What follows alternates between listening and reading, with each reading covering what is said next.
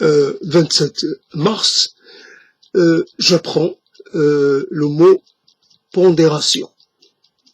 J'apprends avec vous, vous apprenez avec moi, en tout cas on essaiera tous finalement de construire une sorte d'approche claire et convaincante du mot pondération.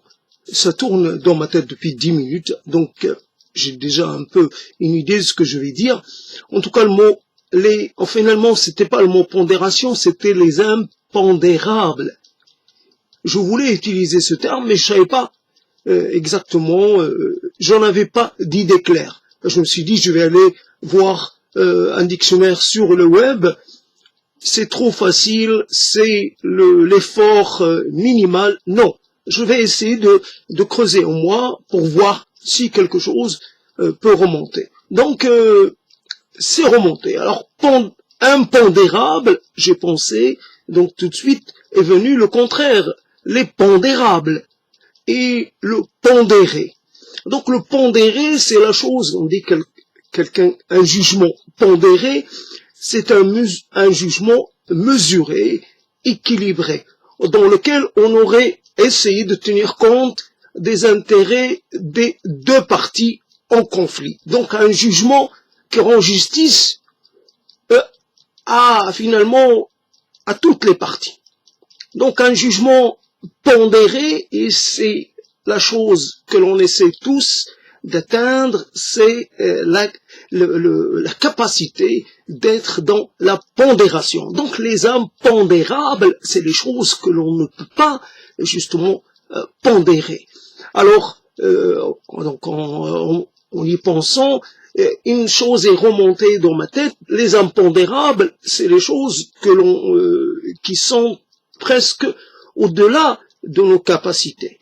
Alors, ce serait les constantes, les invariables. Alors, les invariables, je sais pas, thermiques, les invariables physiques, les constantes de température, je sais pas quoi. En tout cas, ça peut avoir un rapport avec l'univers physique, qui est un univers que l'on ne peut que constater. On constate les lois naturelles.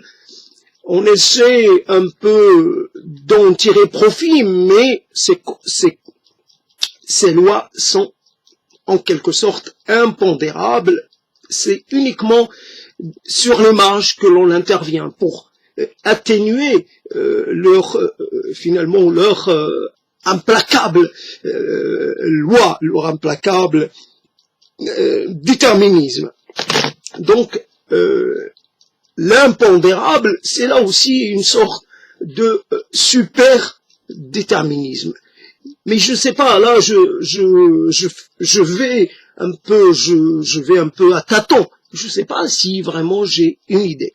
Mais un rapport qu'on a avec les mots, c'est un rapport qui doit être vivant, et non pas un rapport figé. On a besoin d'un mot, il est présent. On n'en a pas besoin, quelquefois il disparaît, il s'efface.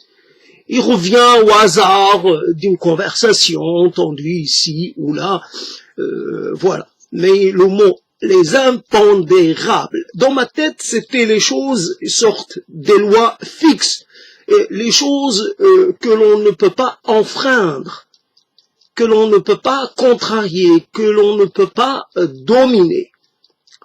Le rapport à notre corps, le besoin qu'a notre corps d'être alimenté en toutes sortes de substances, que ces substances soient très, quelque part, concrètes, ou qu'elles le soient un peu moins, par exemple, l'air que nous respirons, c'est quelque chose qui n'a pas de réalité physique.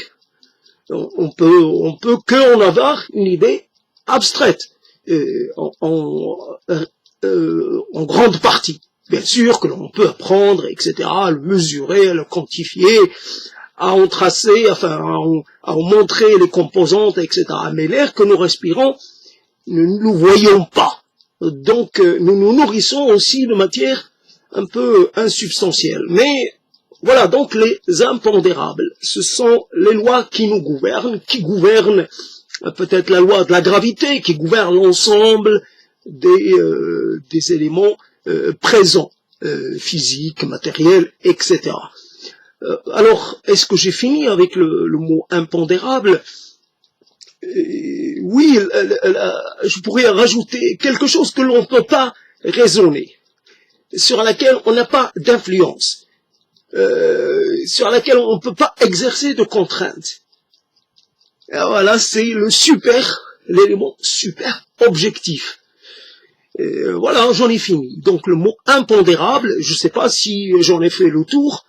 En tout cas, je sais que je peux le mettre quelque part si j'en ai besoin. En tout cas, je ne suis pas devant une sorte de mur. Et souvent, on est confronté à des mots qui ressurgissent ou qui surgissent pour la première fois ou pour, je ne sais pas, une énième fois, mais ils nous intimident. Nous les connaissons pas de très près.